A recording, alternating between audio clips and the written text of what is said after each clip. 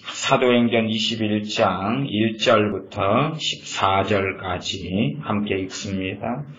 우리가 저희를 작별하고 행선하여 바로 곳으로 가서 이튿날 로도에 이르러 거기서부터 바다로 가서 베니게로 건너가는 배를 만나서 타고 가다가 구브로를 바라보고 이를 왼편에 두고 수리아로 행선하여 두로에서 상륙하니 거기서 배가 짐을 풀려 함이러라. 제자들을 찾아 거기서 이래를 머물더니 그 제자들이 성령님의 감동으로 바울더러 예루살렘에 들어가지 말라 하더라. 이 여러 날을 지난 후 우리가 떠나갈새 저희가 다 그 처자와 함께 성문 밖까지 전송하거늘 우리가 바닷가에서 무릎을 꿇어 기도하고 서로 작별한 후 우리는 배에 오르고 저희는 집으로 돌아가니라. 두로로부터 수로를 다 행하여 돌렘마이에 이르러 형제들에게 안부를 묻고 그들과 함께 하루를 있다가 이튿날 떠나 가이사라에 이르러 7 집사 중 하나인 전도자 빌립의 집에 들어가서 유하니라. 그에게 발렛이 있으니 처녀로 예언하는 자라. 여러 날 있더니 한 선지자 아가보라 하는 이가 유대로부터 내려와 우리에게 와서 바울의 띠를 가져다가 자기 수족을 잡아매고 말하기를 성령님이 말씀하시되 예루살렘에서 유대인들이 이같이 이 띠 임자를 결박하여 이방인의 손에 넘겨주리라 하거늘 우리가 그 말을 듣고 그곳 사람들로 더불어 바울에게 예루살렘으로 올라가지 말라 권하니 바울이 대답하되 너희가 어찌하여 울어 내 마음을 상하게 하느냐. 나는 주 예수님의 이름을 위하여 결박받을 뿐 아니라 예루살렘에서 죽을 것도 각오하였노라 하니 저가 권함을 받지 아니하므로 우리가 주의 뜻대로 이루어지이다 하고 그쳤노라. 아멘. 성경 66권은 하나님의 뜻에 대한 말씀을 합니다. 또한 이 하나님의 뜻인 말씀 66권을 가지고 우리가 어떻게 살 것인가, 어떻게 성령님의 인도하심을 받을 수 있을 것인가, 그 실제적인 삶에서 어떻게 하나님 말씀을 실천하고 하나님의 뜻을 이룰 것인가 하는 것은 사실은 매우 굉장히 어렵습니다. 사람들이 이 시대에는 참 미혹에 빠져든 사람들이 많습니다. 그래서 미혹 가운데 어떤 미혹이 극심하고 많냐 그러면 하나님의 음성을 듣는 것에 대한 미혹, 하나님의 음성을 듣는 것. 무릎 꿇고 앉아서 듣는 기도, 하나님께 묻는 거죠. 묻고 응답을 받는 것. 묻고 하나님께서 그에 대해서 말씀하시는 걸 듣는 것. 그런 것이 얼마나 유행하는지 모릅니다. 그래서 내적주의 집회 같은 데 가면 자 앉아서 하나님께서 여러분에게 하시는 음성을 들어라 그렇게 말하고 사람들은 그런 음성을 듣기를 좋아합니다. 사랑하는 딸아 내가 너 아픔을 아노라 이런 등등의 음성. 그러나 유감스럽지만 그 대부분은 거짓말입니다. 대부분은 거짓말입니다. 그래서 그러나 사람들은 그렇게 해서 자신이 하나님과 굉장히 가깝다는 증거를 얻으려 합니다. 난 하나님과 너무 가까워. 나는 하나님께 이렇게 음성을 듣고 살아. 한국의 목회자들이 한 30만 명이 있습니다. 교회는 한 7만 교회라 그렇게 일컬어집니다. 그래서 제가 과거에서부터 6만 교회 그랬는데 꽤 많아진 모양이어서 최근 어떤 자료를 보니까 7만 교회 이야기가 나옵니다. 6만인지 7만인지 6만 5천인지는 모르겠습니다. 어떤 분은 5만 교회도 이야기하니까 잘 모릅니다. 어쨌든 한 6만이든 7만이든 또 목회자 한 30만이든 이런 많은 주의 종들 가운데 왜 그렇게 심각한 이단이나 사이비 교리를 안 가지고 있으나 심각한 미혹 속에 들어갈 수밖에 없냐 그러면 목회자들의 대다수가 자기는 하나님과 가깝다고 믿기 때문에 그렇고 그래서 자신에게 때때로 하는 하나님의 음성을 듣는다 있다라고 착각하기 때문에 그렇습니다. 나는 하나님께 묻고 하나님은 내게 말씀하신다. 그런 착각을 합니다. 물론 당연하게 저는 은사 중단론자도 아니고 성령의 은사가 지금도 역사하는 것을 믿는 사람이고 방언기도를 하는 사람이고 때로는 애언사역을 하는 사람입니다. 또한 성령의 여러 가지 은사들을 가지고 사역하는 사람입니다. 그러니 하나님의 음성 듣기에 대하여 또 하나님께서 지금도 말씀하신다. 성경 66권 외에 온전한 진리는 66권밖에 없지만 내 삶을 이끌어가는 데 있어서 하나님은 지금도 말씀하신다. 성령은 지금도 말씀하신다는 것을 절대 부정하지 않고 또한 저도 그러한 성령의 음성을 듣고 살아가는 부류에 속합니다. 그런데 왜 긍정적이고 좋은 것, 소위 말하면 여러분이 언제나 하나님께 뭔가를 물으면 하나님은 응답하십니다. 그러한 것이 거짓말이고 미혹이라고 이야기하는가. 그래서 일단 우리가 사도행전 21장을 읽었습니다. 최소한 성경적인 논증은 필요하다. 성경적인 논증. 사도행전 21장 1절부터 14절까지 읽었는데 여기에는 굉장히 많은 이야기가 담겨 있습니다. 굉장히 많은 이야기. 가장 기본적으로는 사도 바울이 3차 전도행을 마치고 예루살렘으로 가는 것입니다. 갈 때에 사도 바울의 의견과 함께 갔던 누가나 이런 하나님의 사람들과 의견이 다릅니다. 달라요. 또 많은 사람들이 성령의 감동으로 사도 바울에게 가지 말라 그럽니다. 그러나 사도 바울은 간다 그럽니다. 그렇게 다르다 그 말이에요. 실제의 삶에서 벌어지는 일 속에 A를 선택할까 B를 선택할까 그렇게 다르다 그런 이야기입니다. 21장 1절부터 보면 우리가 저희를 작별하고 행선하여 바로 곳으로 가서 이튿날 로도에 이르러 거기서부터 바다라로 갔어. 이렇게 이제 배 타고 건너가는 게 2절. 베니게로 건너가는 배를 만나고 타고 가다가 구브로를 바라보고 이를 왼편에 두고 수리아로 행선하여 두로에서 상륙했다. 우리가 알다시피 두로와 시돈이라는 도시들은 무역하는 그러한 항구가 있는 큰 도시인 것을 압니다. 두로에서 상륙하니 거기서 배가 짐을 풀려 함이러라. 과거의 배들은 여객보다는 주로 이 무역하는 무역선이 중심이 되었습니다. 4절 제자들을 찾아 거기서 이래를 머물더니 제자들 예수를 믿는 사람들 교회죠. 참된 예수를 따르는 사람들 제자라는 말을 21장에서도 사용하고 있습니다. 예수님을 참 믿는 사람들 예수님을 믿는 사람들을 만나서 거기서 그들과 함께 일주일을 머물러 있었습니다. 그 제자들이 성령의 감동으로 바울더러 예루살렘에 들어가지 말라. 이 제자들도 성령의 감동을 받는다는 감동. 그러나 사도 중에 사도인 사도 바울은 성령의 감동으로 하는 말을 받아들이지 않습니다. 이게 얼마나 이 극단적 음성 듣기로 한다 그러면 쉽고 감명하겠느냐 그 말이죠. 그러니까 지금 시대에도 소위 선지자라고 하는 사람들이 참 많이 등장하고 별 애언, 별 말들을 다 합니다. 그래서 과연 그런 말이 진실일까 아니면 거짓일까 하는 것의 분별이 굉장히 어려운 그런 시대에 우리는 살아가고 있습니다. 일단은 주일날 말씀에 이어서 우리가 반드시 기억해야 될 것은 하나님께서는 초인을 만드시지 않는다는 사실입니다. 세상 윤리나 아니면은 세상 심리학적으로 한다면은 철인, 완전 무결한 인간을 만드시지 않는다는 것입니다.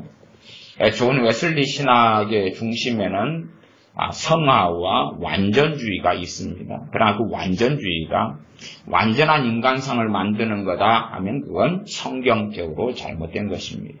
왜냐하면 당연하게 교회의 머리는 주님이시다. 그러니 어떻게 주님 없이 머리 대신 주님 없이 교회라 할지라도 완전할 수 있는가? 그러면 머리 빼고 목 밑으로 완전하다 가정하면 머리가 없는데 살아있는 존재가 될 수가 없지요. 첫째는 그런 이야기. 두 번째는 우리들은 각 몸의 지체들일 뿐이다. 그러니 지체로서의 완전함이 있을지 모르겠지만, 그러나 내가 손이면 손이 몸으로 변하는 건 아니다. 손이 한 사람의 몸으로 비유하자면 그 사람 전체의 구실을 할 수 있는 게 아니다 하는 거죠. 내가 발이라면 발이 그 사람 전체가 되는 게 아니다.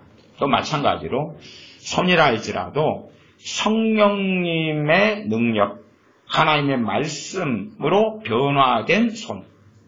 우리로 한다면 우리가 하나님의 말씀을 따라 하나님의 은혜로 또한 성령의 도우심으로 소위 우리 지체된 우리가 한 교회의 몸인 한 부분인 우리가 완전한 것처럼 변화됐다고 할지라도 나의 나된 것은 하나님의 은혜로라 하는 사도 바울의 고백처럼 다시 성령님께서 사울 왕에게서 떠나셨던 것처럼 떠나신다면 어찌 되겠느냐 하는 거죠. 떠나신다면. 하나님께서 은혜를 거두신다면 어떻게 되겠느냐 하는 거죠. 그러니 아무리 지체로서 완전성이 보인다 할지라도 그건 임시적이고 잠시적인 완전성에 불과하다까지는 우리가 이해하고 있어야 됩니다. 그래서 많은 그리스도인들은 자기가 완전한 것처럼 착각합니다. 그것이 미혹이 들어오는 문을 활짝 열어버리고 마는 거죠. 우리 목회자들도 그러지 않습니까? 야, 나는 주의 종이니까 나는 최고의 어떤 영적 클래스에 이르렀어. 나는 굉장한 영성을 가지고 있어. 소위 말하면 100점 만점은 아닐지 몰라도 85점, 90점, 95점의 영성은 될 거야. 소위 말하면 자기 홀로 어떤 완전성에 이르렀다. 그런 착각들을 합니다. 우리 목사들 가운데 얼마 정도가 그럴까? 7, 80% 이상이 그럽니다. 정말 심각한 착각이고 노망의 현상이다. 그렇게 말할 수밖에 없죠.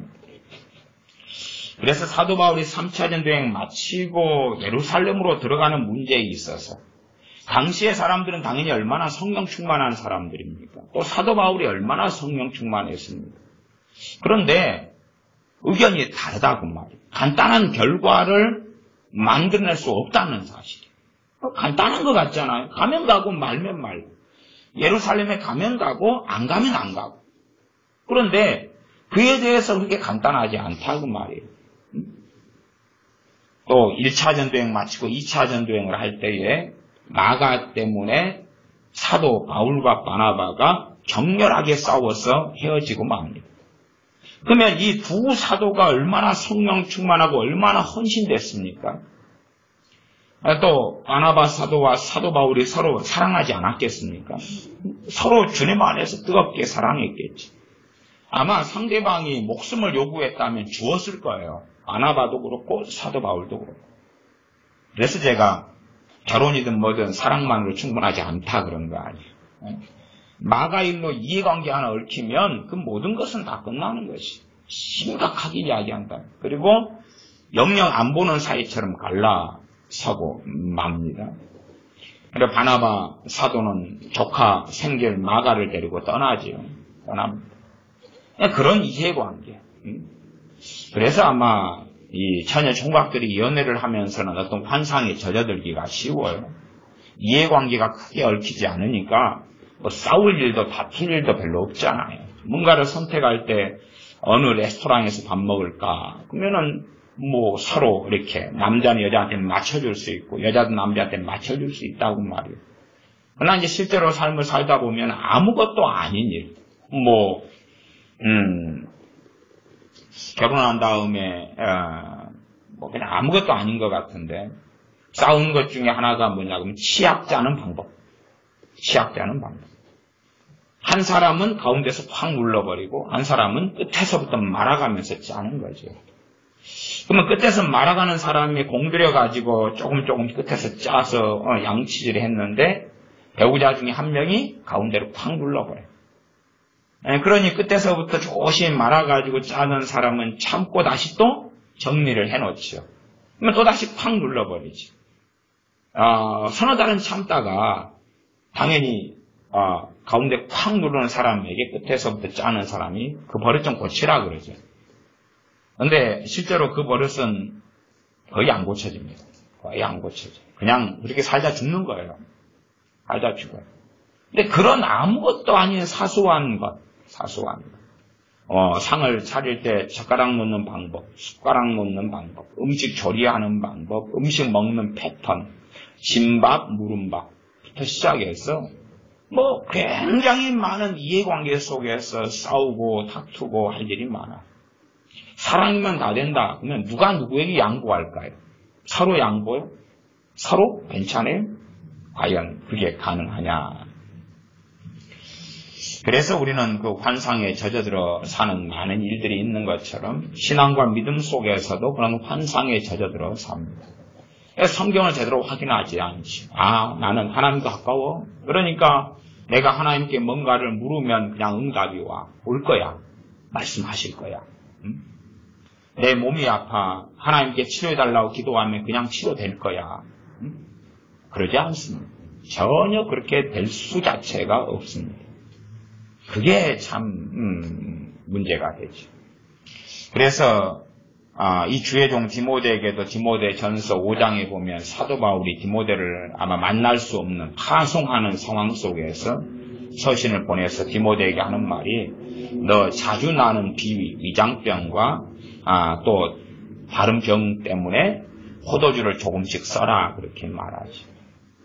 이게 디모데 같은 주의 종, 헌신된 주의 종, 또한 얼마나 디모데는 믿음의 사람이고 사랑의 사람이고 기도의 사람입니까? 그런데 디모데에게 있는 첫째는 위장병, 비위, 위장병하고 또 어떤 병은 고쳐지지 않았다고 말이에요. 고쳐지지 않았다. 아마 나중에 사도 바울과 직접 만난 다음에는 사도 바울의 기도를 통해서는 고쳐졌을 거라고 저는 생각해요. 그러나 만나기 전의 상황이니까 이 병을 어떻게 해야 되느냐? 그래서 일반적인 요법으로 포도주를 통해서 이 병의 고통을 진정시키는 그런 덜 악화되는 방식으로 사용했다 이렇게 싶습니다.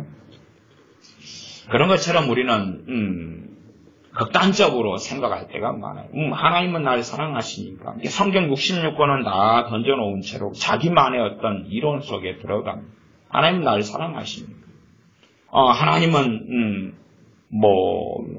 무한한 능력을 가지고 계시니까 내 몸의 병을 고쳐달라 그러면 그때 바로 응답. 하나님 응답해 주시겠어요? 안 해 주시겠어요? 그 뜻대로 구하면 들으십니다. 뜻은 치료되는 거잖아요. 뜻대로 구했어요. 고쳐주세요. 치료해 주세요. 땡. 끝. 그렇게 안 되거든요. 성경이 그렇게 안 나왔어요. 성경이. 하나님은 그렇게 기록해 놓지 않았습니다. 그래서 하나님의 방법과 하나님의 순서대로 그렇게 가야 됩니다. 그래서 갈수록 어떤 선교단체들을 중심으로 해서 하나님의 음성 듣기가 너무 만연하고 퍼져서 그래서 이제 사람들에게는 깊은 미혹들이 사로잡히고 그렇게 들고야만 그런 것을 봅니다. 유감스럽게도 미혹이 꽤 든 사람들이 어떤 종교인들보다는 종교적인 신앙생활을 하는 사람보다는 소위 영성이 있다, 주님을 사모한다 그런 사람들에게 굉장히 많이 들어있는 것을 봅니다. 자기는 하나님과 가깝기 때문에 자기가 물으면 하나님 응답한다. 사실은 그 관점은 어느 관점이냐 그러면 자기의 믿음과 신앙의 급수를 모세 수준으로 격상시키는 겁니다. 격상시키는 겁니다. 그럼 모세는 딱 한 명이 있었어요. 모세는 한 명이 있었어요. 그래서 우리가 사도 바울의 어떤 여정을 사도행전 21장을 통해서 볼 때도 사도행전 21장에 이제 이 제자들이 21장 4절에 그랬죠. 두로에 있던 제자들입니다. 예수님을 믿는 사람들, 크리스찬들이에요. 두로에 있는 제자들이 사도 바울에게 7일간 함께 머물러 있었는데 성령의 감동으로 바울더러 예루살렘에 들어가지 말라. 그러면 성령의 감동을 사도 바울은 왜 안 받았느냐 그 말이죠. 그 다음에 사도 바울만이 아니라 그러니까 우리가 누군지를 보려면 사도행전 요 1장을 보면 누가 쓴 저자가 누군가 데오빌로여 그렇게 나오는데 이 사도행전은 누가 썼냐 그러면 의사 누가가 썼습니다. 그래서 누가복음, 그 다음에 사도행전을 속 누가복음 그렇게 말하기도 합니다. 두 권을 의사 누가가 썼습니다. 그러면 의사 누가, 그 다음에 일반적으로 뭐 신라라든지 뭐 이런 주의종들이 함께 있었다 이런 거 추측할 수가 있을 겁니다.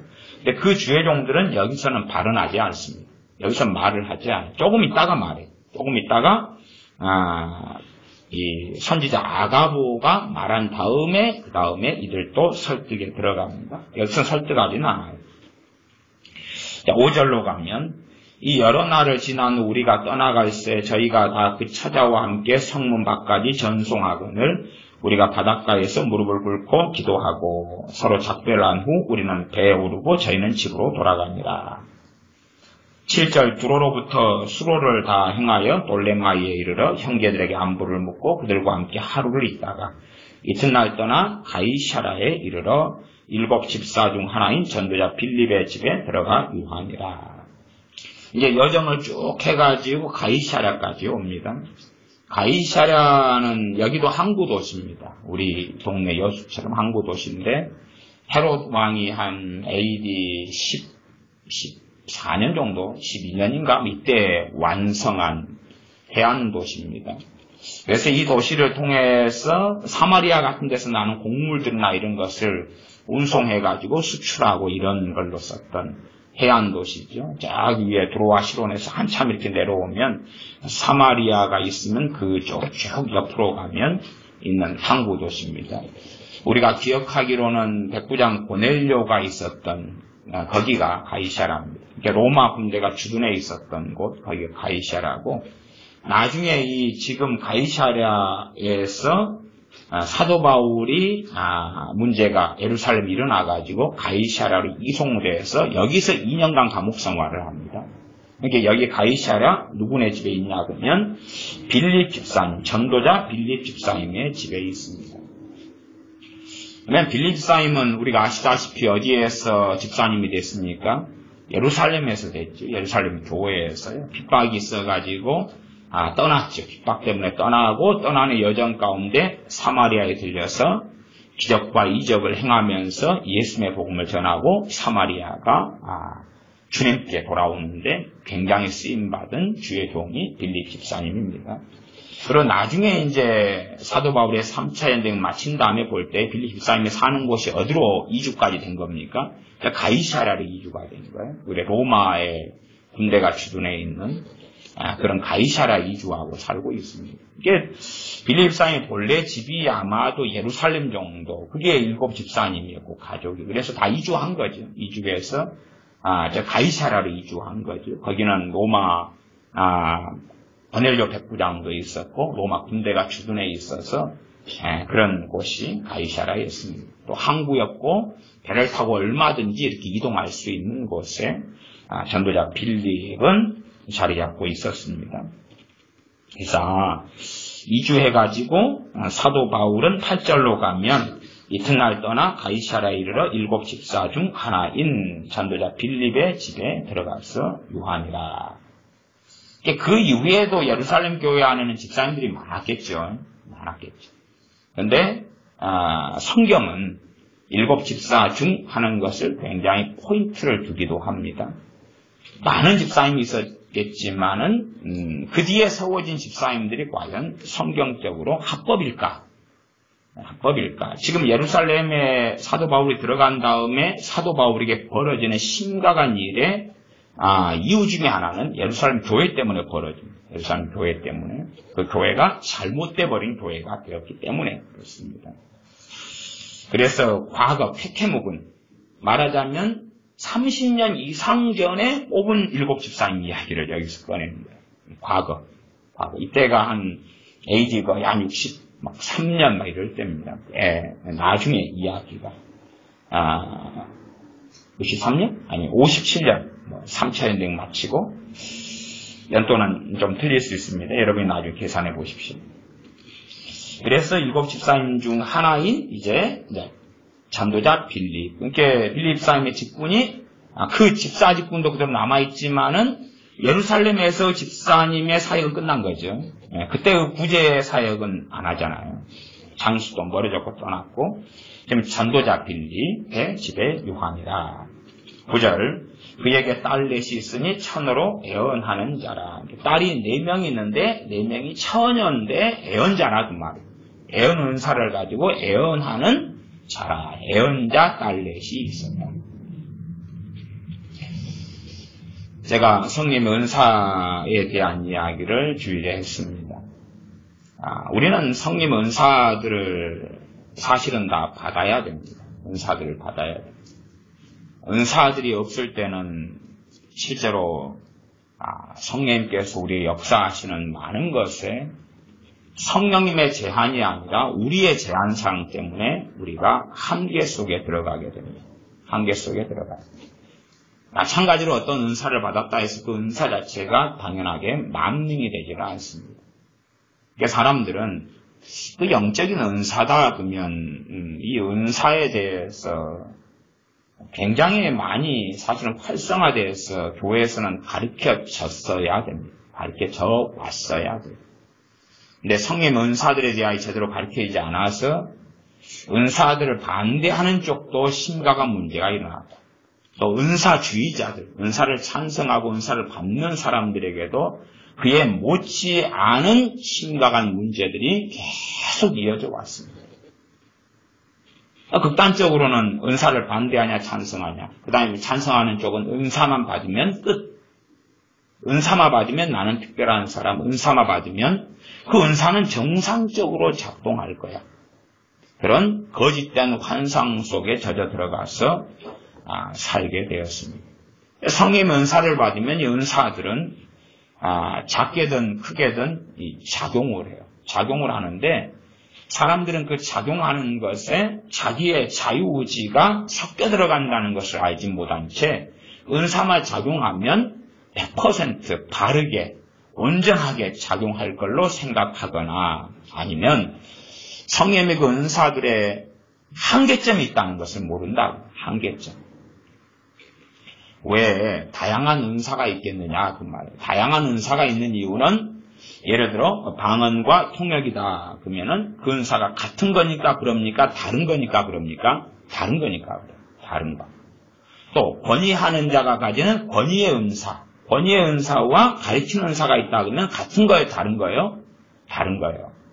그러면 권위하는 은사를 가진 사람이 가르치는 영역을 넘어가 버리면 어찌 되죠?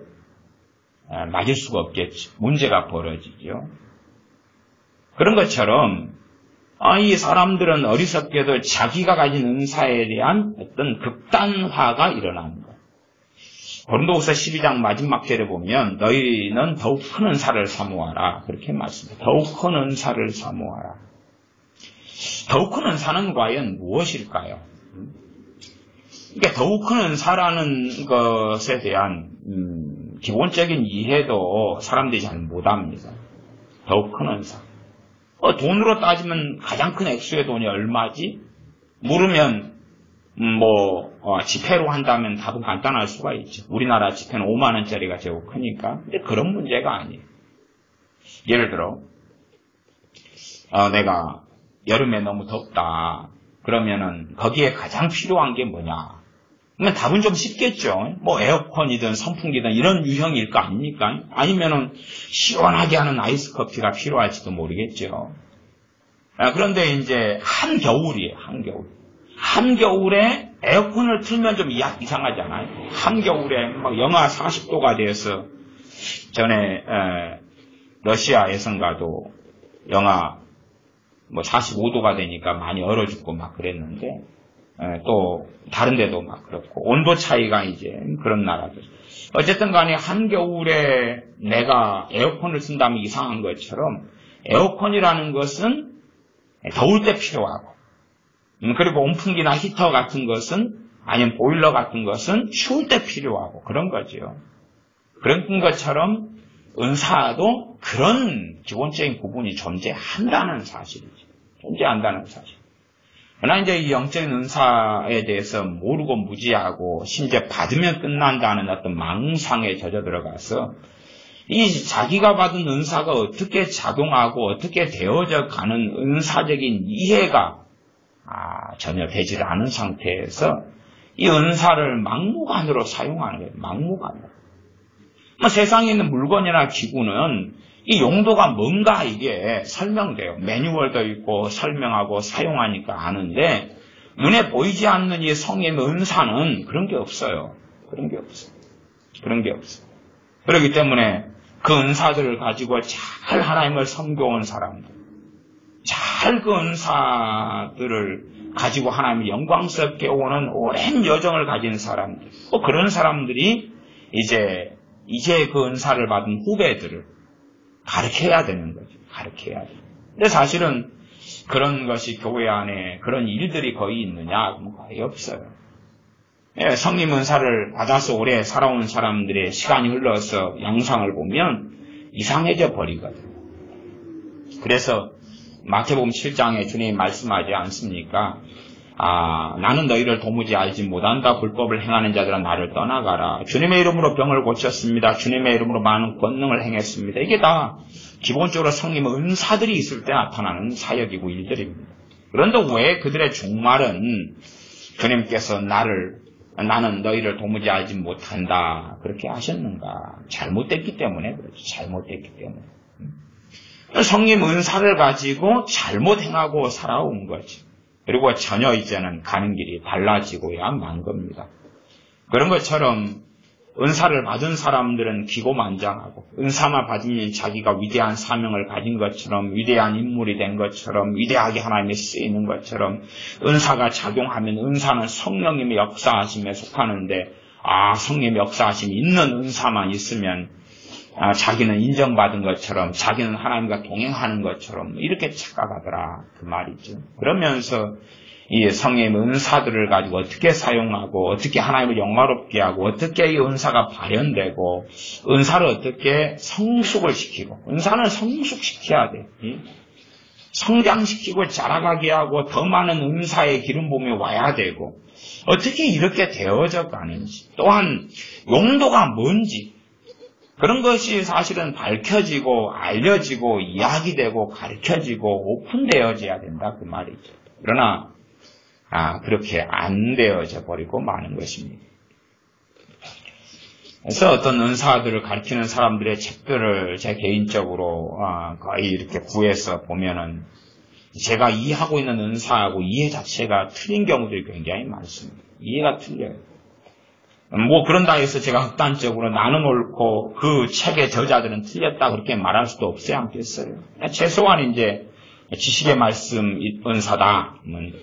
은사, 네트워크, 검사, 이런 책들에서 말하는 지식의 말씀 은사는 학문을 많이 닦으면은, 지식의 말씀 은사다. 이런 거짓말. 그 정도는 이제 틀린 것을 우리가 다 인지하고 알 수가 있지요.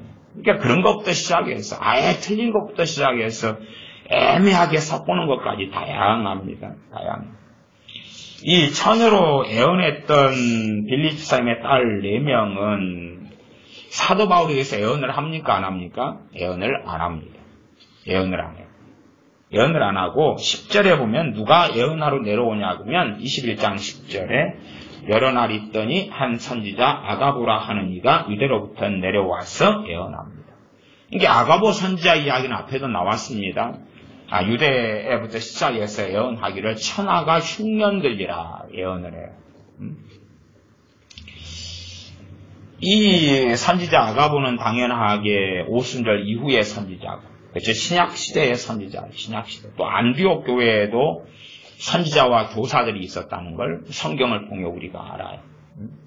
그러면 이 선지자 아가보는 정말 특별한 사람이죠. 직급상으로 한다면은 선지자가 높으냐, 사도가 높으냐, 부르심이 틀려요. 부르심이 틀려요. 그러니까 선지자 아가보가 예언하지만 이것을 사도 바울이 대신할 수 없다는 이야기죠. 사도 바울이 대신할 수 없어요. 또 처녀 딸 4명 예언하는 사람이 선지자 아가보가 하는 일을 대신할 수 없다고 말이에요. 사도행전적으로 하면 선지자 아가보는 독보적인 사람이다. 그런 이야기예요. 한 부분에 있어서 독보적인 사람이다. 그리고 사도행전에 나와 있는 교회, 기독교인, 크리스천들 또 사도들도 동일한 성령님이 임하셨어요. 그러나 그 성령님께서 선지자 아가보처럼 쓰시진 않았다 그 말이에요. 그런 부분을 이해하셔야 돼요. 그러면 저는 오중사역을 인정하는 편에 서 있습니다. 신사도 운동을 반대하는 편입니다. 그리고 또한 사돈이 선지자니 편가르기 하는 것, 그런 건 아주 싫어합니다. 어쨌든 간에 선지자 아가보로 한다면은 선지자 아가보가 이 시대에도 그런 주의 종들이 있을 때에 그를 통해서 하나님이 하시는 말씀들이 있을 거라고 말이죠.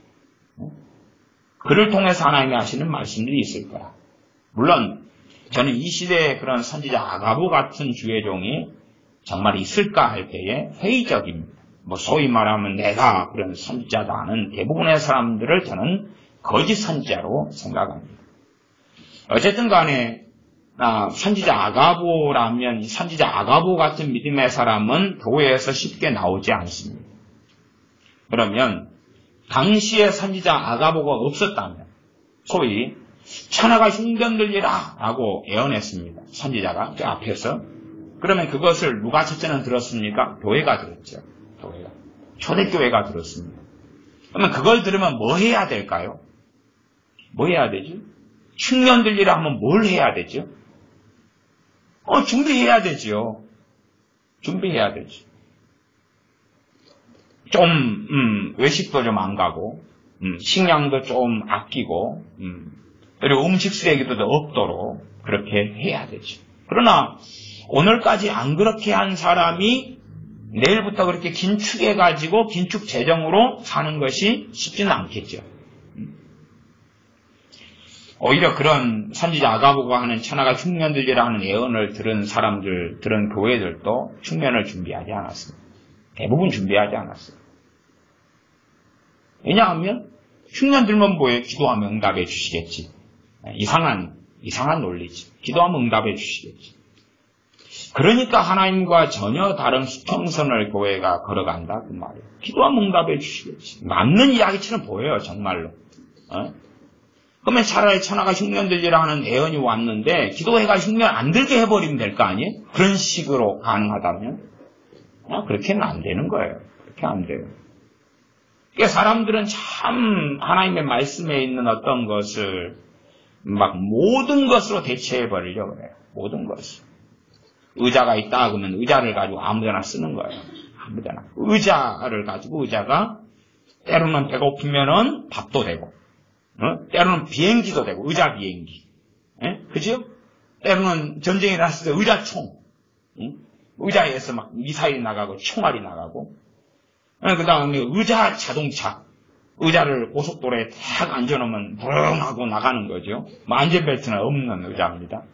150km 가다가 뛰쳐나갈 수가 있습니다. 의자다면 의자 가지고 아무데나 다 쓸 수 있다고 생각하는 거죠. 특별히 성경에 있는 어떤 영적인 원리들은 더 그렇게 생각해요. 안 보이니까. 검증되지 않으니까. 검증되기 어려우니까. 객관적인 어떤 데이터를 가지기 어려우니까 더 그런 생각을 해서 많은 기독교인들이 어떤 극단적 망상에 젖어 들어가서 많이 삽니다. 흉년이 들었어요. 그리고 준비하지 못한 사람들은 쉽게 그 흉년에서 벗어날 수 없었습니다. 세상 사람들을 제외하고 일단은 기독교인들. 그래서 과거의 문헌을 제가 가지고 있지 않지만 제가 추측할 때는 흉년들이라 하고 그걸 준비하지 못했던 많은 기독교인들 가운데 어떤 사람들은 굶어 죽었을 거라 저는 생각합니다. 나중에 이 흉년 들고 비참한 예루살렘 교회가 특별히 비참하게 되었을 때에 마게도냐 교회나 아니면 고린도 교회나 연보를 해가지고 예루살렘으로 사도 바울을 통해서 가져오는 것을 우리는 압니다. 그렇게 해서 연보를 하면서 교회가 근근히 연명하는 거죠. 근근히. 이 과거의 이집트, 애굽에서 흉년이 있었고 그것을 요셉은 준비했습니다. 흉년을 풍년 때 준비했습니다. 그래서 흉년을 잘 넘겨서 그때에 요셉을 총리로 삼았던 이집트는 제국이 되을 수 있는 그런 역량까지도 굽이 해드렸습니다. 그것처럼 우리는 질서적인 순리적인 세계 속에 살아갑니다. 그리고 이제 이 아가브라는 선지자가 있어서 선지자가 유대로부터 내려와 가지고 예언을 합니다. 21장 10절부터 그렇습니다. 이게 선지자 아가브하고 빌리기사임의 처녀딸 4명하고는 기본적으로 첫째는 사명이 틀리다. 그런 걸 이해할 수 있죠. 선지자도 예언하는 사람인데 처녀딸 4명하고는 틀리다 그 말이죠. 틀리다. 이게 처녀딸 4명에게 성령이 역사하셨겠죠. 그러나 처녀딸 4명이 할 수 없는 예언이었다 그 말이죠. 격이 틀렸든지 부르심이 틀렸든지 하지만 저는 일단은 당연하게 이 처녀딸 4명보다 선지자 아가보를 더 탁월하게 보죠. 왜냐하면 처녀로 예언하는 자라는 말하고 선지자라는 말은 아예 격이 틀린 단어이기 때문에 그렇습니다. 유대로부터 내려와가지고 11절에 우리에게 와서 바울의 띠를 가져다가 자기 수족을 잡아매고 말하기를 성령님이 말씀하시되 예루살렘에서 유대인들이 이같이 이 띠 임자를 결박하여 이방인의 손에 넘겨주리라. 그렇게 예언합니다. 자, 이 예언을 만났을 때도 참 서로 간에 당혹스러울 것 같아요. 당혹스러울 것 같아요. 이 예언을 선지자가 합니다. 성령님을 통해서 예언을 합니다. 그래서 12절에 우리가 그 말을 듣고 그렇죠. 사도 바울과 함께 했던 동역자들도 다 그 말을 듣습니다. 그리고 그곳 사람들로 더불어서 그러면 이 의사 누가 같은 사람은 사도행전이 쓴 이 사람은 얼마나 성령 충만한 사람입니까? 그렇죠. 그런데 사도 바울하고 견해가 틀립니다. 똑같이 선지자 아가보의 예언을 듣고 사도 바울 일대 나머지 전부로 바뀝니다. 의견이 나누인다 그 말이죠. 그 앞에 이 사람들은 사도 바울에게 그 앞에 교회들 제자들은 권면을 해서 성령의 감동으로 가지 말아라 그렇게 하고 성령의 감동으로. 그러나 사도 바울과 함께했던 동역자들은 거기에는 그때는 참여하지 않았어요. 그러다가 선지자 아가보의 이 예언을 듣고 거기에 참여를 합니다. 그곳 사람들로 더불어서 그곳 사람들은 지금 가이사랴에 있기 때문에 항구 도시 가이사랴에 있으니까 뭐 빌리기사님 등등도 포함됐을 수가 있겠죠. 그렇게 해서 사도 바울에게 권면합니다. 바울에게 예루살렘 올라가지 말라 권하니. 다 사도 바울이든 또 당시의 대부분의 크리스찬들, 주님의 제자들 다 한 가지 열정입니다. 다 주님을 위해서 죽고 주님을 위해서 살고자 하는 사람들이. 그런데 얼마나 헌신된 사람들. 그러나 견해가 틀려요. 그래서 대부분은 성령 역사로 사는 사람들이에요. 그러나 견해와 의견이 틀립니다. 견해와 의견이 틀려요. 그것이 우리가 이 시대를 살아가는 데 있어서 딜레마입니다.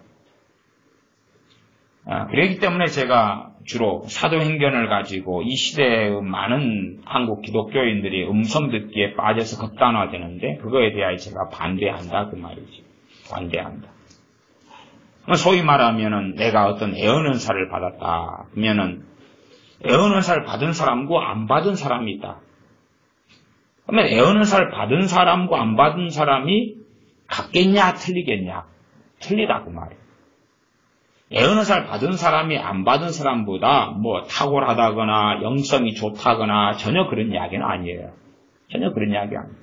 소위 말하면 자동차를 가진 사람과 안 가진 사람의 차이처럼 다르다. 자동차를 가지고 있다 해서 뭐 영성이 있는가, 그가 인격이 돼 있는가, 어쩐가 그런 건 아니죠. 그러나 자동차를 가진 사람과 안 가진 사람이 틀린 거예요, 그냥. 틀린 거예요. 자동차를 안 가진 사람과 가진 사람. 가진 사람은 자동차를 가지고 가지지 않은 사람이 할 수 없는 많은 일들을 한다 그 말이에요. 그것이 은사적인 문제고 은사적인 일이에요. 은사적인 일과 문제. 그렇기 때문에 너희는 더욱 큰 은사를 사모하라 그러시는 거예요. 더욱 큰 은사를 사모하라. 그러면 은사를 사모하라 명령했으면은 은사를 받거나 임하는 것이 무엇과 관련이 깊다는 이야기죠. 우리가 은사를 사모하냐 그렇지 않느냐고 깊다는 이야기. 뭐 어떤 사람들은 뭐 극명하게는 주님만으로 충분합니다. 제가 그런 말에서 참 이 사람들이 몰라도 뭘 한참 모른다. 왜냐 그러면 주님만으로 충분하죠. 그런데 그 주님께서 성령을 통하여 더욱 큰 은사를 사모하라 그랬다 그 말이에요. 주님만으로 충분하죠. 근데 그 주님께서 우리에게 순종하라 그랬다 그 말이에요. 주님만으로 충분하죠. 근데 그 주님께서 우리에게 용서하라 그랬다 그 말이에요. 근데 사람들은 이상한 궤변과 논리 속에서 살아가기를 좋아합니다. 어떤 하나님 말씀에 대한 이해력 자체가 없어져 버리는 것 같아요. 내가 목수다 그러면 목수에게 필요한 목수의 도구가 있겠죠. 내가 목수 일을 하는데 페인트 칠을 하는 페인트공이 가지고 있는 도구를 준다면 내 목수 일에서는 효율적이지 않아요. 그죠? 그러면 내게서는 제일 필요한 도구가 목수 도구라. 내가 목수다면. 내가 어부다면 어부에게 가장 필요한 것은 뭐 배라든지 낚싯대라든지 그물이라든지 뭐 이런 거겠죠. 고기를 잡는 어부들 아니면 배 같은 게 되겠죠. 그것이 그에게는 더욱 큰 은사예요. 결국은 내가 어느 부르심, 어느 사명을 감당하느냐에 있어. 내가 봉사자로 부름받았으면 제일 큰 은사는 봉사하는 은사예요. 내가 돕는 자로 부르심 받았으면 제일 큰 은사는 돕는 은사예요. 내가 설교자로 부르심 받았으면 제일 큰 은사는 설교하는 은사예요. 내가 상담하는 자로 부르심 받았으면 제일 큰 은사는 상담하는 은사, 다른 말로 권위하는 은사예요. 내가 가르치는 자로 부르심 받았으면 내게 제일 큰 은사는 가르치는 은사예요. 또한 이 은사는 어떤 내가 예를 들어서 가르치는 은사를 받았다고 합시다. 그러면 제가 가르치는 은사를 제가 받은 지가 20 몇 년이 됩니다. 가르치는 은사하고는 참 오랫동안 많이 살아왔어요. 은사라는 것은 내게 없는 초자연적인 하나님의 능력을 덧입혀주는 것입니다. 가르치는 은사를 제가 옛날에 받았어요. 90년 한 중반 정도에. 그리고 이제 지금까지 한 2, 3년의 세월이 흘러왔습니다. 그러면 과거에 저는 가르치는 은사를 받기 전에도 가르치는 일을 많이 했어요. 뭐 일반적으로 가르치는 일은 그거잖아요. 교회에서 가르치는 일이다 그러면은 주일학교도 하고 중고등부도 하고 유치원 아이들도 가르치기도 하고 또 대학생들의 성경 공부를 시키기도 하고 뭐 많이 가르쳤어요. 또 세상적으로 한다 그러면은 과외 선생이 돼가지고 아이들 과외도 많이 가르치고. 그러나 가르치는 은사를 받은 다음은 그 전에하고는 확연하게 어떤 부분들에서 다르다 그 말이에요. 달라요. 그러나 가르치는 은사를 받았다 해서 그 가르치는 은사 자체가 내가 가르치는 영역에서 전부 다 효용성이 있질 않아요. 가르치는 영역이 있다면 그게 한 만이라고 가정한다면 제가 가르치는 은사를 받았다 그러면 그 만의 가르치는 영역 가운데 제가 받은 가르치는 은사는 한 10이나 이 정도밖에는 거기에 해당이 안 된다 그런 말이에요. 거기에 해당이 안 돼. 시간이 흘러가서 가르치는 은사에 소위 더한 기름 부으심을 받았을 때가 있어요. 그러니까 이 10에서 이제 플러스 더한 기름 부음이 오면서 한 20 정도, 합치면 한 30 정도. 이게 만이라면 만에 한 30 정도의 영역이 커버가 되는 거예요. 그리고 나중에 또 가르치는 기름 부으심을 또 다시 한 번을 받았어요. 그래서 좀 더 많은 부분을 포괄할 수 있었어요. 그런 것처럼 동일하게 내가 어떤 은사를 받았다 그래도 그 은사가 어느 한 영역의 부분일 수밖에 없는 거예요. 이게 제가 애언 은사 같은 것도 참 이야기를 많이 해요. 저는 정말 은사 사역 가운데 최고 싫어하는 이 은사 사역이 애언 사역입니다. 최고 싫어해요. 지난주에도 누가 손님들 멀리서 오셔가지고 저한테 애언 좀 해줄 수 없냐 그래서 안 해준다 그랬어요. 난 그거 애언해 주는 건 최고 싫어한다 그랬어요.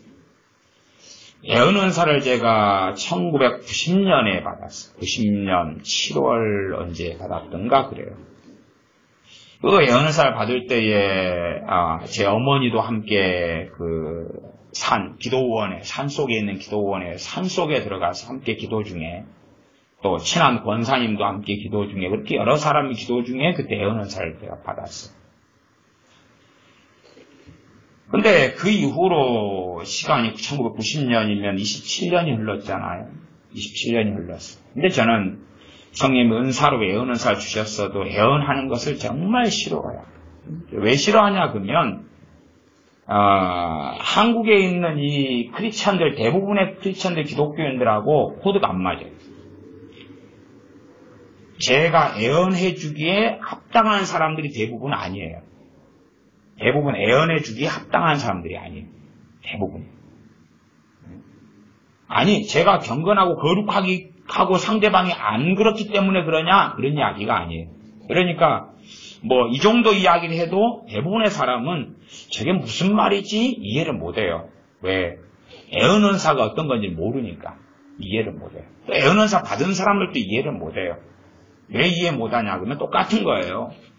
예언의 영역이 한 만이라고 치면, 만이라고 치면, 제가 예언의사를 받아도 이 영역이 10가지밖에는 커버가 안 돼요.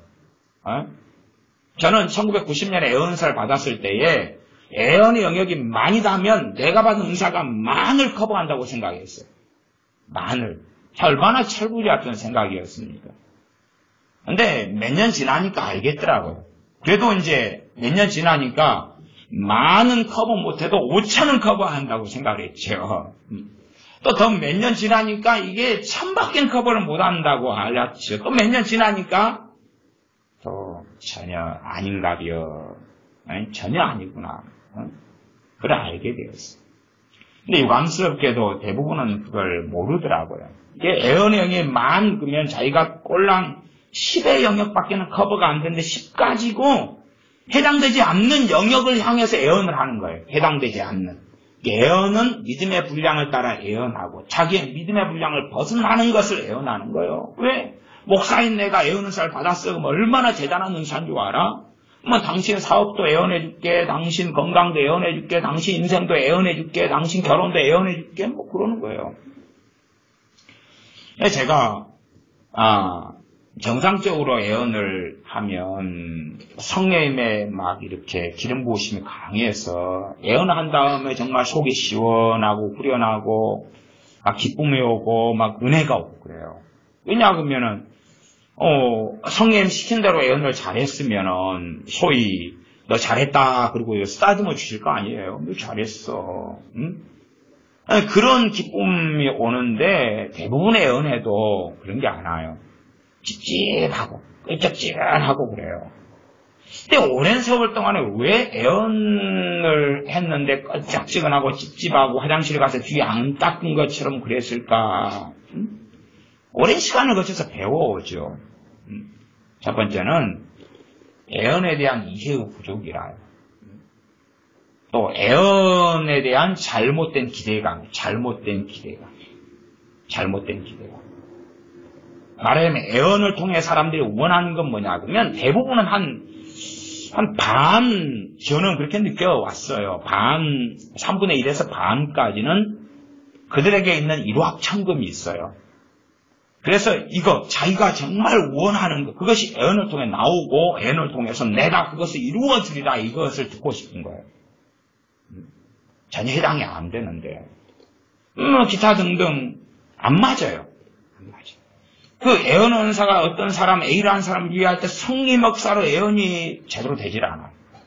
기껏 해봐야 우리가 비포장 도로를 차를 달리는 것 있죠. 그것처럼 우당탕탕탕탕해요. 예언을 하는데 우당탕탕 굉장히 많은 거스림들을 통과하면서 예언을 하니까 참 예언을 짧게 한다 그래도 편하거나 쉽지가 않아. 정말로 정말 시원하게 정말 때로는 깊이 있게 놀라운 성령의 기름 부음 가운데 예언을 대부분은 할 수가 없어요. 그래서 예언을 할 때마다 좀 뭔가가 거슬려요. 뭔가가 거슬리고 거슬려요. 그런 걸 오랫동안 경험하다 보니까 안 해야 될 것은 예언 사역은 안 해야 되겠다. 안 해야 되겠다. 정말로 천에 하나 만에 하나 불가피할 때는 뭐 하겠지만 그러나 정말로 안 해야 될 것은 애언사역이다. 예? 너무 애언을 받고 싶은 사람들이 기대치가 애언 은사가 뭔지를 모르는 거예요. 뭔지를 몰라. 단지 그냥 하나님께서 애언 은사를 통해서 모든 것을 말씀하실 수 있을 거야. 내 삶, 내 문제, 내 거시기 전부 다. 안 그렇다는 걸 이해를 못해요. 그래서 지금 사도행전 21장을 본 거잖아요. 그렇죠? 성령 충만한 사도 바울도 다른 주의 종들하고는 동일한 선택에 있어서 방향이 틀리잖아. 예루살렘으로 함께 가고 있는데 가면 안 된다고 말리고 나는 가겠다 그러고 그렇게 다르다고 말이에요. 왜 성령이 막 역사하시는데 다르냐 그 말이에요. 다르냐. 그것이 우리가 삶을 살아나가는 데 있어서 생기는 문제예요. 단지 그냥 뭐냐 도냐 A냐 B냐 이거냐 저거냐 그렇게 할 수 없는 거예요. 근데 많은 사람들이 하나님을 빙자해가지고 이거냐 저거냐 이거냐를 선택하려고 그래요. 선택하려고 그래요.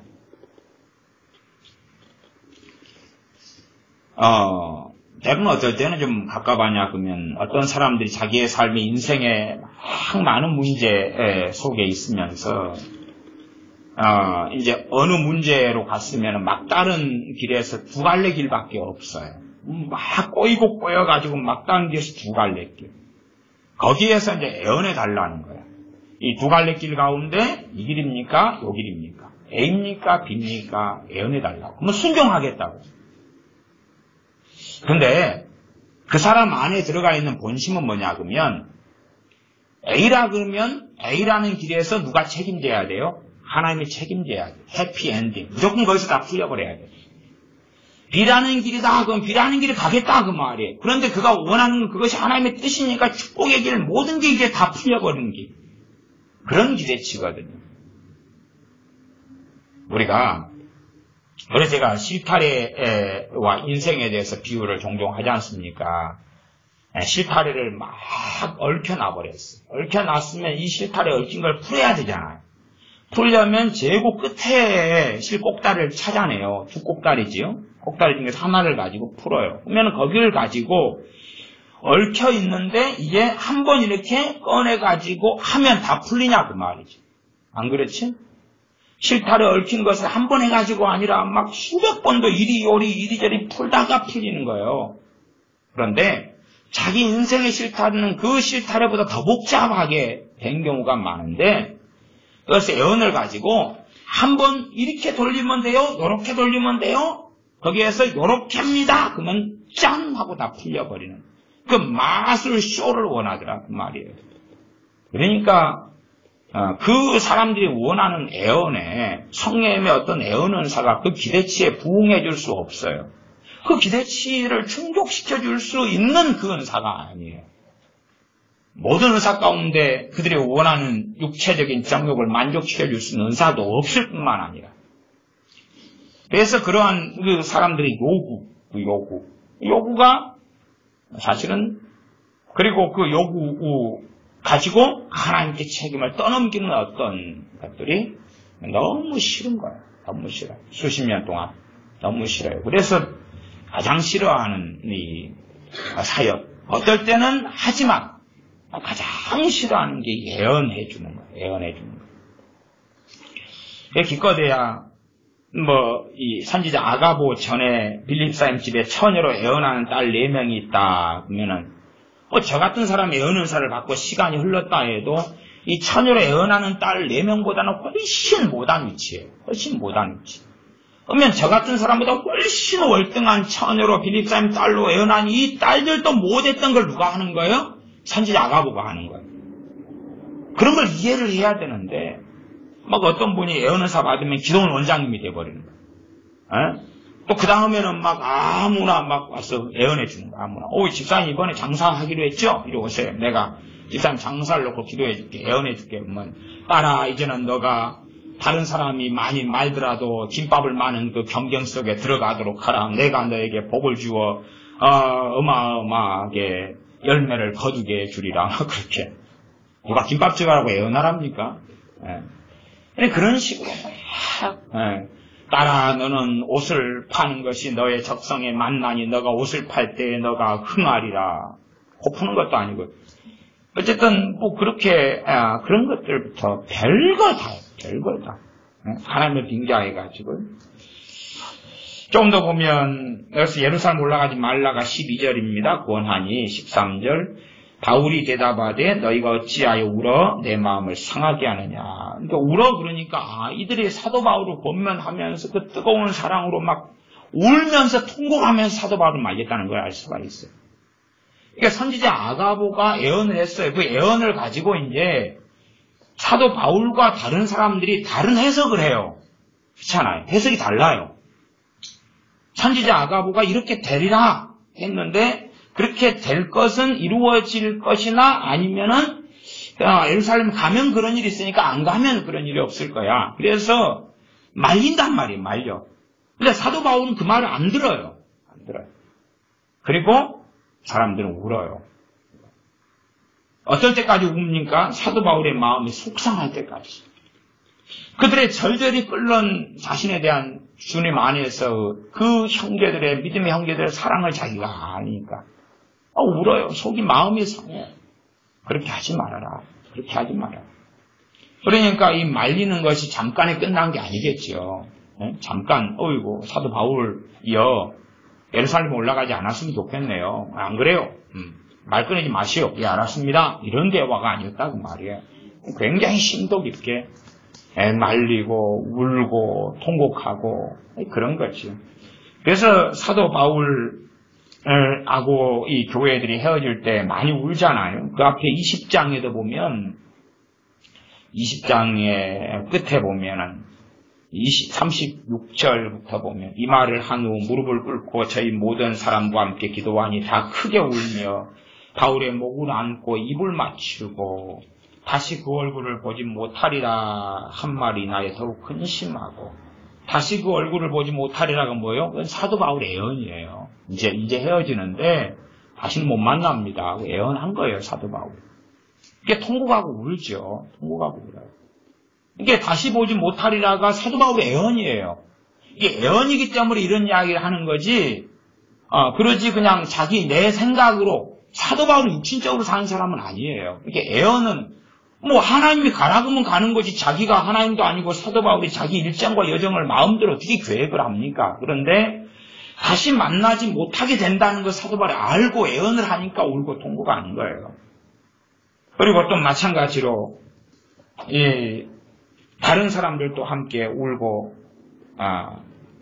통곡하죠. 그래서 그 21장 5절에가 5절은 아니고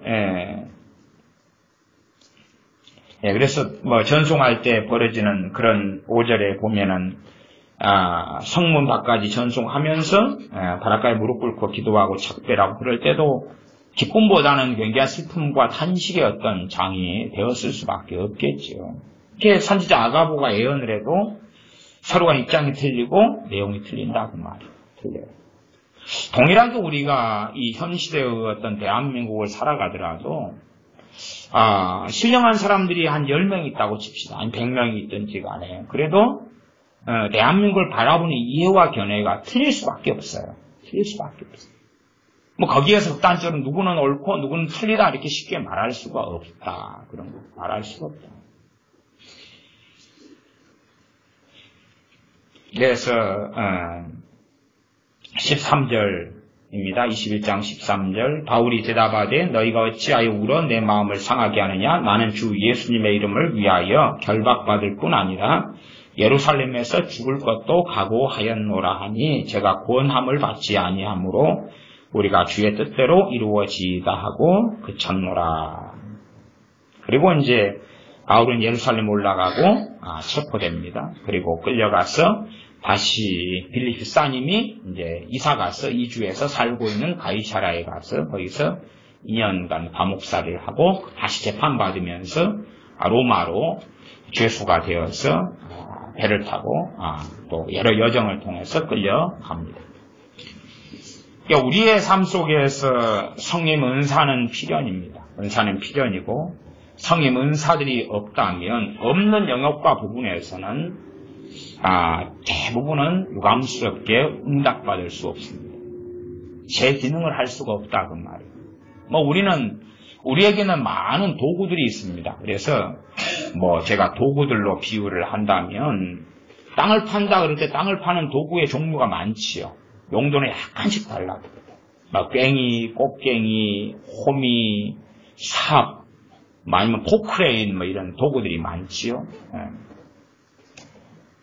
그러면은 이 구덩이를 판다 그럼 밑으로 깊이 한 10m 깊이로 폭은 몇 미터로 큰 구덩이를 판다 그러면 이제 시간이 넉넉하다 하면 괭이나 삽으로도 다 팔 수 있을 겁니다.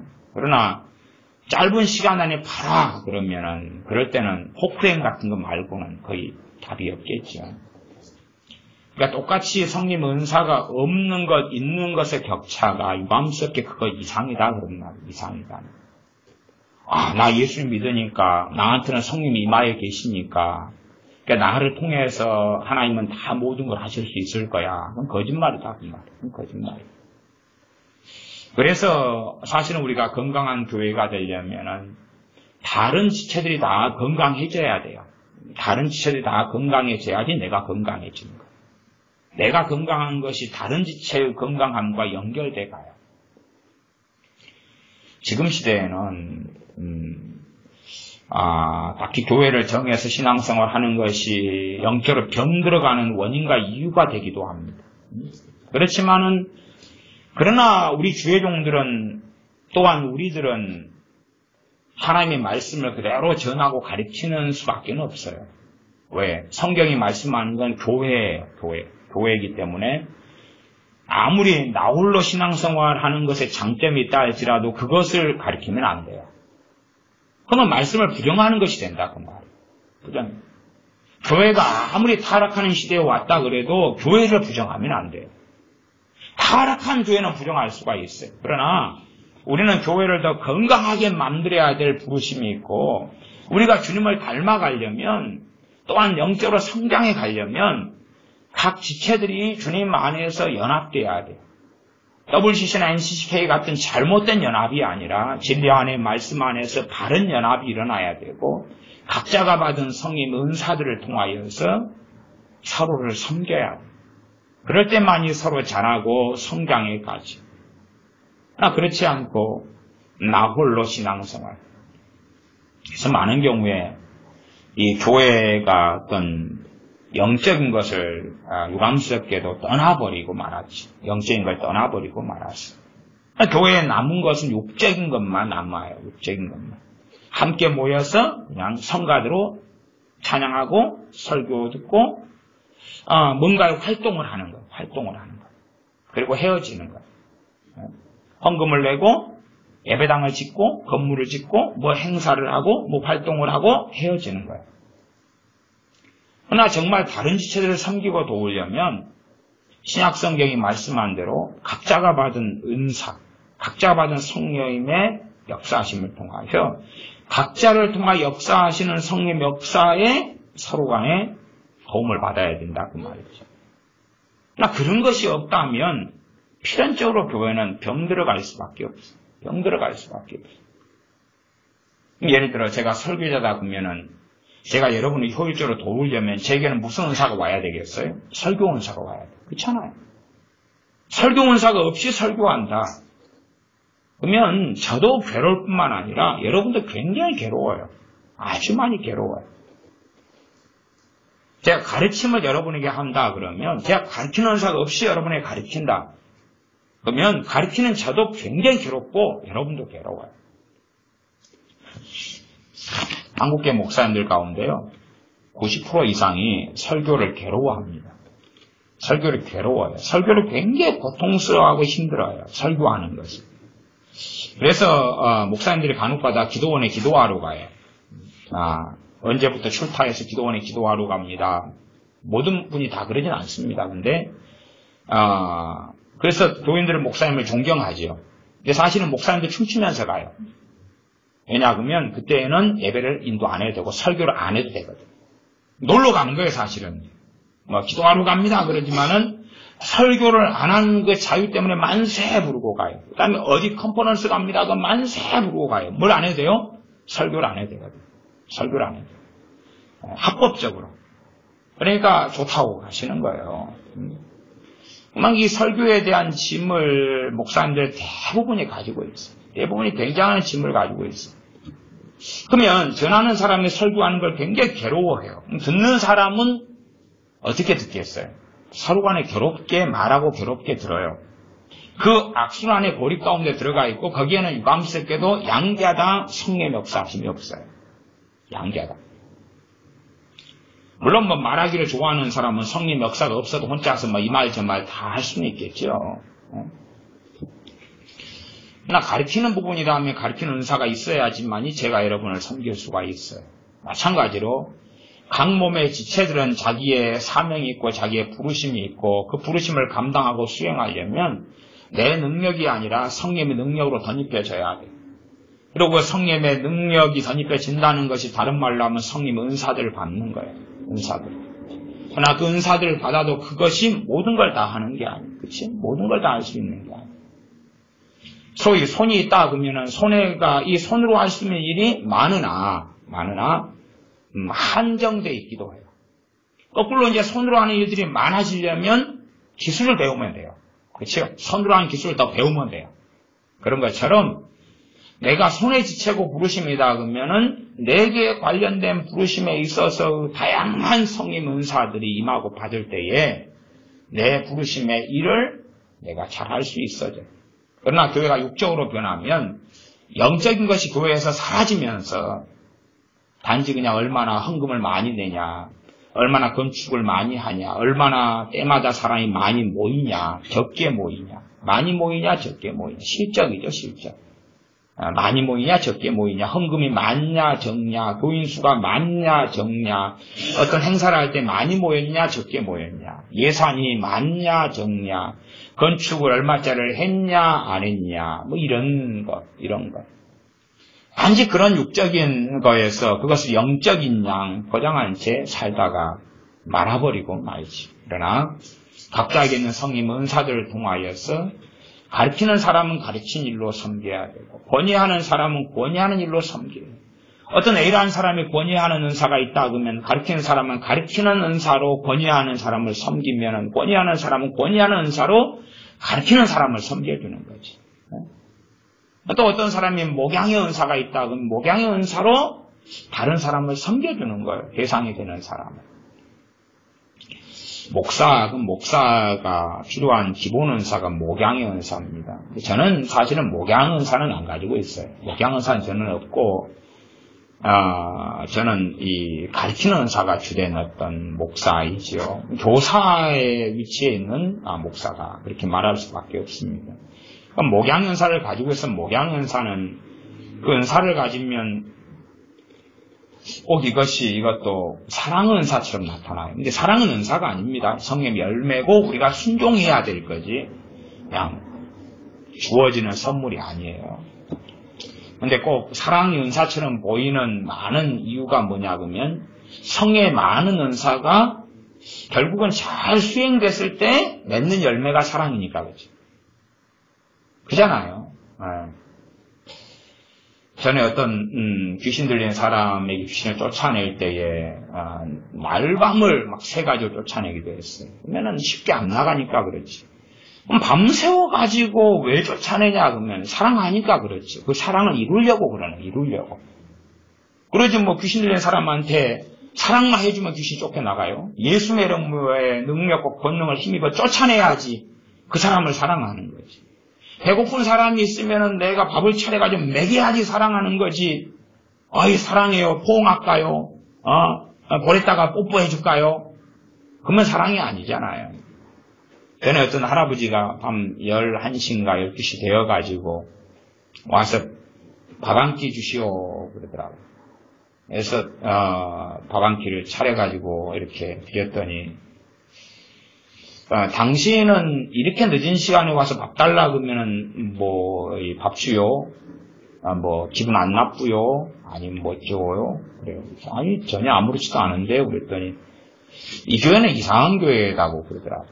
왜 이상한 교회요? 그랬더니 당신 교회 옆으로 나란히 있는 이 교회들이 저긴 다 들렸다 왔대. 밥 달라고 너무 배가 고파서 밥 달라고 왔는데 당신 교회만 주고 안 주어서 너무 배가 고파서 나이 드신 할아버지신데 갖고 앉아서 이제 저 강대상 앞에 있는 3층에서 십자가를 보면서 가만히 앉아있기를 넋을 놓고 있는 것 같아 보이길래 뭐 하십니까? 그랬더니 당신 하나님께 잘 먹었다고 감사 인사드리요 그러더라고요. 근데 어쨌든 배고픈 사람한테는 밥을 주는 게 사랑이죠. 병든 사람한테는 주님의 치유의 통로가 돼서 치료를 주는 것이 사랑이죠. 그런 게 사랑이죠. 그러면 내가 정말 사랑을 성취하려면 병든 사람이 왔는데 나도 가진 게 없어요. 그러면 그게 사랑을 성취할 수가 없죠. 헐벗은 사람이 왔는데 나는 입을 걸 줄 수 없어요. 그러면 사랑을 성취할 수가 없죠. 마귀에게 눌린 사람이 왔는데 아이고 뭐 요즘 세상에 마귀가 다 있답니까? 그냥 그건 그냥 당신이 예민하게 생각하는 거예요. 잘 가세요. 그러면은 그게 사랑이 될 수가 없죠. 또한 상담이 필요한 사람에게 상담 은사를 아무 교인들이 아무도 안 가진 상태에서는 상담을 해줄 수가 없잖아요. 도와줄 수가 없잖아요. 그러면 안 된다 그런 말이죠. 어떨 때는 가르침이 필요하고 어떨 때는 상담이 필요하고 어떨 때는 기도해 주는 게 필요하고 어떨 때는 믿음이 필요하고 믿음은 믿음에 불을 붙이거든요. 믿음의 은사가 필요하고 어떨 때는 치유 은사가 필요하고 어떨 때는 애언도 필요하고 어떨 때는 찬양해 주는 것도 필요하고 찬양은 하나님 받으셔야 되는데요.